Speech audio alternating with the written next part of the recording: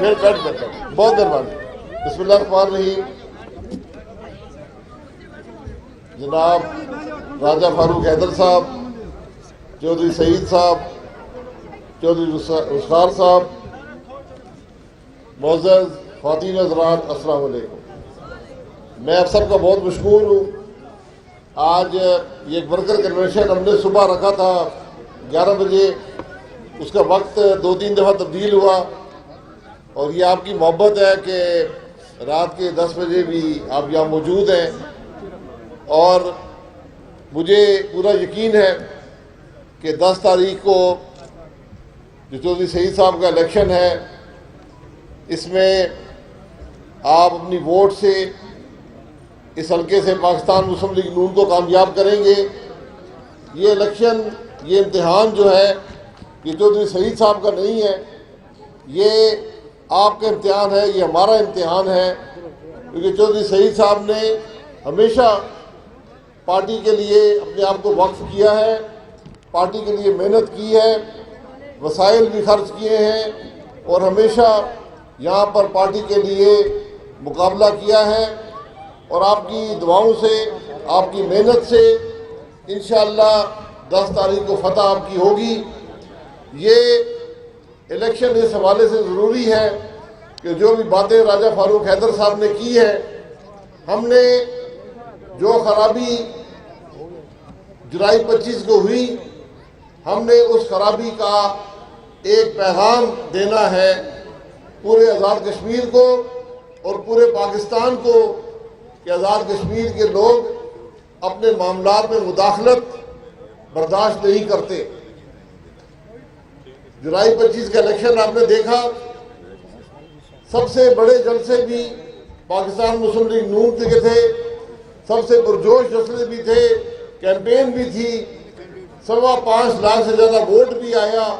لیکن اس کے باوجود آپ دیکھ لیں کہ کس قسم کی حکومت مسلط کی گئی آزاد کشمیر پر، کس قسم کا وزیر اعظم مسلط کیا گیا.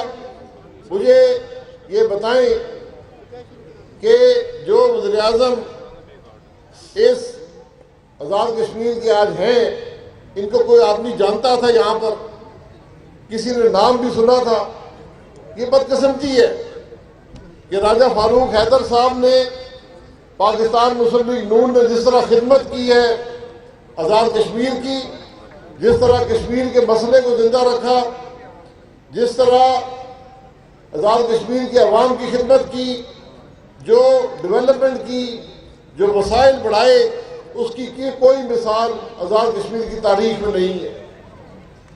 آج آپ اپنے شہر کو دیکھ لیں، جو ترقی یہاں پر ہوئی ہے.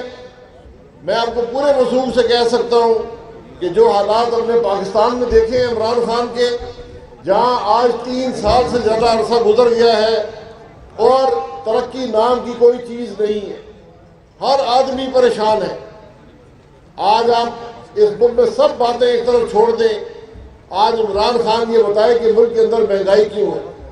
ہم کوئی سیاسی بات نہیں کرتے، ہم یہ نہیں کہتے کہ 2018 کے الیکشن میں کیا ہوا، جو ہوا وہ ہو گیا. آج سارا پاکستان اس کو بھگت رہا ہے، آج سارا آزاد کشمیر اس کو بھگت رہا ہے. وہ جولائی 25 2018 کو ہوا تھا، جولائی 25 2021 کو آزاد کشمیر کی ووٹ پر ڈاکہ پڑا. لیکن بات یہ ہے کہ حکمران جو ہوتے ہیں عوام کو سہولت دیتے ہیں، عوام کی تکالیف میں کمی لاتے ہیں، مسائل کو حل کرتے ہیں. عمران خان کی حکومت نے 3 سال میں پاکستان کے عوام کو تکلیف کے علاوہ کچھ نہیں دیا، مہنگائی کے علاوہ کچھ نہیں دیا. آج ایک وزیر صاحب جو آزاد کشمیر میں بہت سفر کرتے ہیں، آج انہوں نے مہنگائی کا حل بھی دیا ہے. ان سے کہا گیا کہ 9% مہنگائی ستمبر کے اندر پاکستان میں ہوئی ہے، 9% مہنگائی کی شرح سے مہنگائی ہو رہی ہے. تو انہوں نے کہا کہ اس کا کوئی بڑا مسئلہ نہیں ہے. میں عوام سے کہتا ہوں کہ 9% اپنی خوراک کم کر دیں.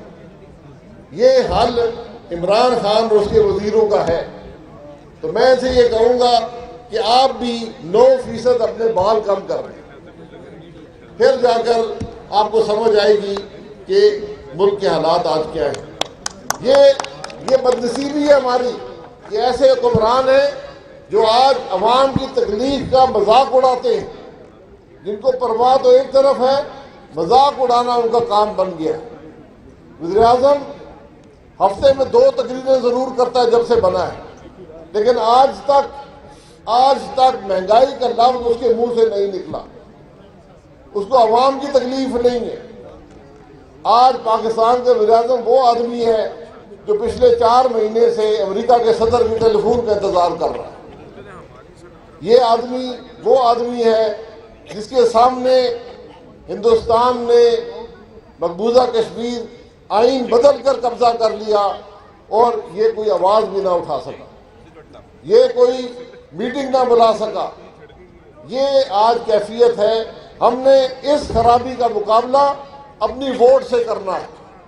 10 تاریخ کو آپ نے محنت کرنی ہے، 3 دن باقی ہیں، اور ایک بھرپور طریقے سے یہ پیغام دینا ہے کہ ہم اس ملک میں خدمت کی سیاست کے ساتھ ہیں، ہم اس ملک میں اصول کی سیاست کے ساتھ ہیں، ہم اس ملک میں نواز شریف کے ساتھ اور پاکستان مسلم لیگ کے ساتھ اس لیے ہیں کہ آج ملک میں ایک واحد بڑی جماعت ہے جو اصول کی بات کر رہی ہے، جو آئین کی بات کر رہی ہے، جس نے یہ برملا کہا ہے کہ جب تک ملک میں الیکشن چوری ہونا بند نہیں ہوں گے، جب تک ملک آئین کے مطابق نہیں چلے گا، عوام کی تکالیف میں کمی نہیں آئے گی۔ مہنگائی پر ہم نے اگر قابو پانا ہے، اس کا واحد راستہ آئین پر چلنے سے ہے۔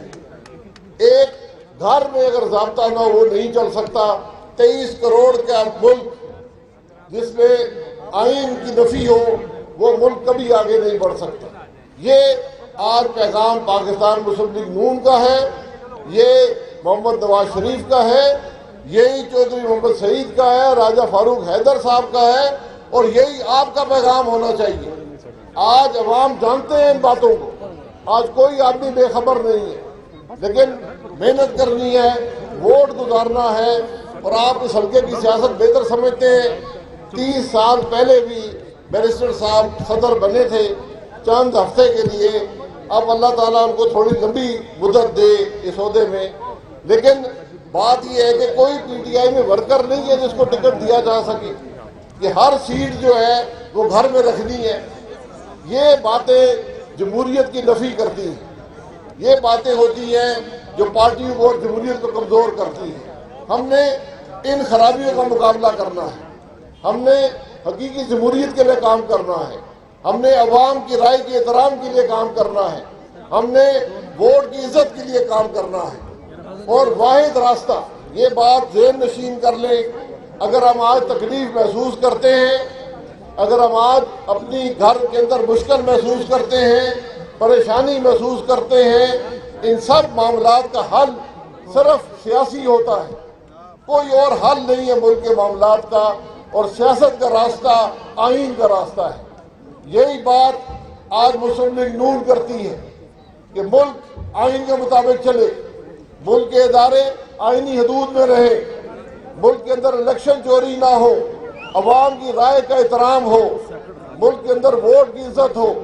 یہی ہمارا پیغام ہے، اور مجھے پورا یقین ہے کہ انشاءاللہ 10 اکتوبر کو آپ کی محنت سے یہاں سے چودھری سعید صاحب اور پاکستان مسلم لیگ نون ایک ایسا پیغام پورے پاکستان اور آزاد کشمیر کو دے کے جس سے ہر شخص یہ محسوس کرے گا کہ سیاست میں فتح ہمیشہ اصولوں کی ہوتی ہے۔